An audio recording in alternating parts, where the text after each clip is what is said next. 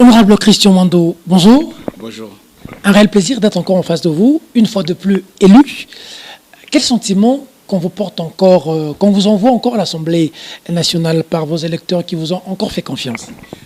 Un sentiment de joie, mais surtout un sentiment de lourde responsabilité devant un peuple qui souffre et qui a besoin que les choses changent. Donc nous venons à l'Assemblée nationale comme d'abord responsables du changement que demande et réclame à corps et à cri le peuple qui nous a portés à la députation nationale. Alors, avant d'aller à l'intérieur du pays, on reste d'abord à la capitale. Ce spectacle que vous avez livré hier à l'opinion, je vous prends dans le lot député national, du jamais vu, la bagarre, le chamaillerie, c'est plus le combat d'idées, maintenant c'est du corps à corps. Bon, je pense que nous sommes devant des gens qui ne se respectent pas. Je ne vais pas hésiter une seule seconde à citer l'honorable Charles Nawezi, l'honorable François Nzekouye et Fidèle Likinda plutôt, parce qu'ils sont allés toucher physiquement le rapporteur de l'Assemblée du bureau provisoire parce que ce dernier devait lire le programme pour l'élection du bureau définitif. Il s'agit d'un acte inacceptable et nous, en tant qu'opposition, si nous nous sommes interposés, c'était pour protéger le rapporteur du bureau, parce que le président, je dois le regretter, n'a pas pu protéger le rapporteur du bureau, et celui-ci était en danger, il a été touché dans son intégrité physique. Le rapporteur a été touché dans son intégrité physique, il a été touché par les 3 personnes que je cite, on lui a arraché le micro, et sentant qu'il était en insécurité, eh ben, nous nous sommes décidés d'aller l'entourer pour le protéger. Et si cet acte indigne restait impuni, je crois que ça va rabaisser infiniment l'Assemblée nationale.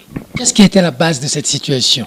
La base de cette situation, c'est encore une fois de plus la recherche de l'injustice, la recherche de la tricherie. Parce que le président du bureau provisoire a demandé qu'on puisse procéder à la validation des mandats des députés élus de Butembo, Beni et de Yumbi, dont les résultats sont connus. Il a fixé un délai de 12 heures pour procéder à cette validation. Et entre-temps, on poursuivait le processus pour installer le bureau, voter et installer le bureau définitif. Mais les gens du FCC ne l'ont pas entendu de cette oreille parce que, pour eux, le fait de valider les députés de Butembo, Béniville et Béni Territoire allait changer l'équilibre au sein de l'Assemblée nationale. Et le changement de cet équilibre allait amener à ce qu'au bureau définitif, plutôt que d'avoir un représentant de l'opposition, on devait avoir 2 représentants de l'opposition. Par souci de tricher une fois de plus, ceux-là ont voulu bloquer la validation des députés de Beni et Butembo. Peter, je crois que nous sommes quand même tous les fils de ce pays. Il faut être sérieux. Le peuple de Butembo, de Beni et de Yumbi ont été privés de participer au vote du président de la République.